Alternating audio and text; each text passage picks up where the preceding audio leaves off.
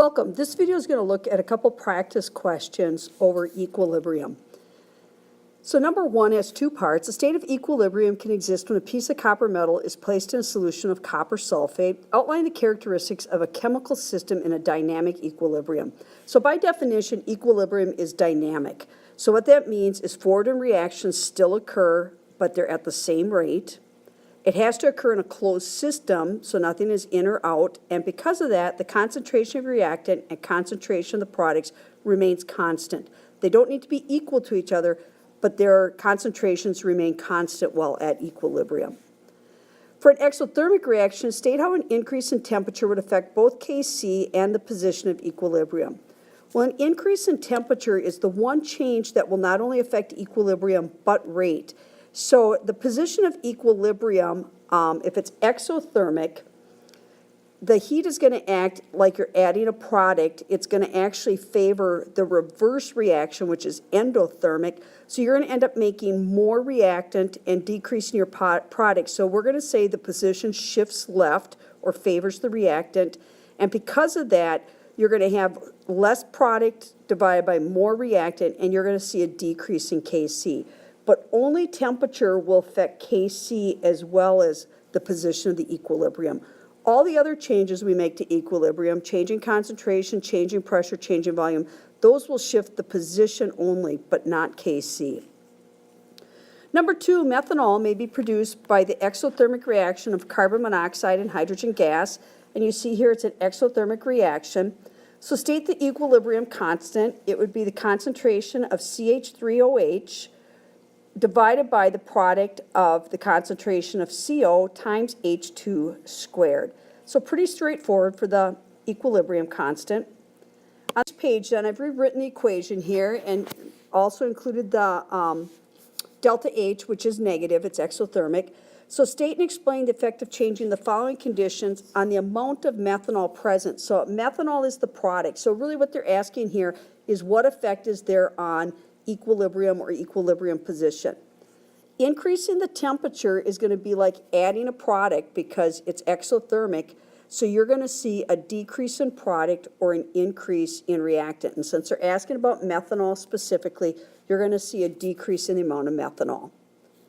Number two, increasing the pressure. All of these components are gaseous, so I've got 3 moles of gas on the left, but only 1 mole on the right. So increasing the pressure will increase my amount of product or my amount of methanol because the reactants are more crowded and they will see the greater increase in collisions.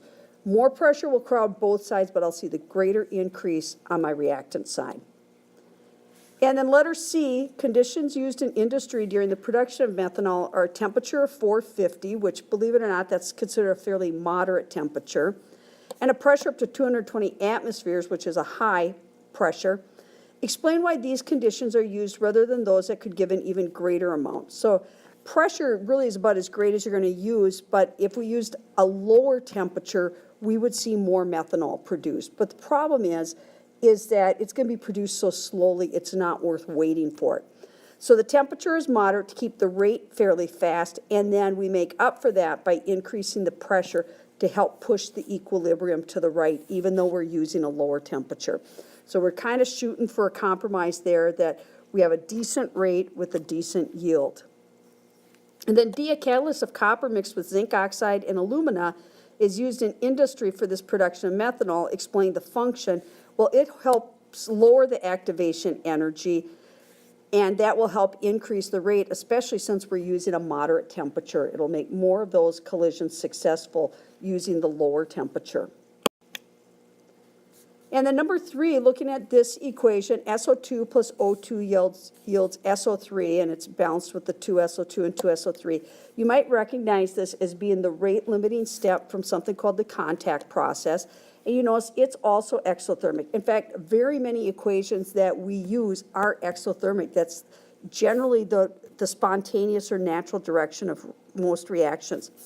So deduce the equilibrium constant. So I've got my product, SO3 squared, and then I've got the product of my 2 reactants, SO2 squared times O2, and product over reactant.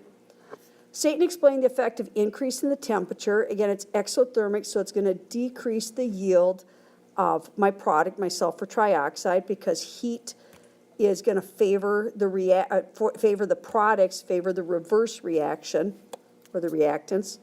State the effect of a catalyst on the value of Kc. It will only affect the rate. It won't affect the yield, so the value of Kc would be the same.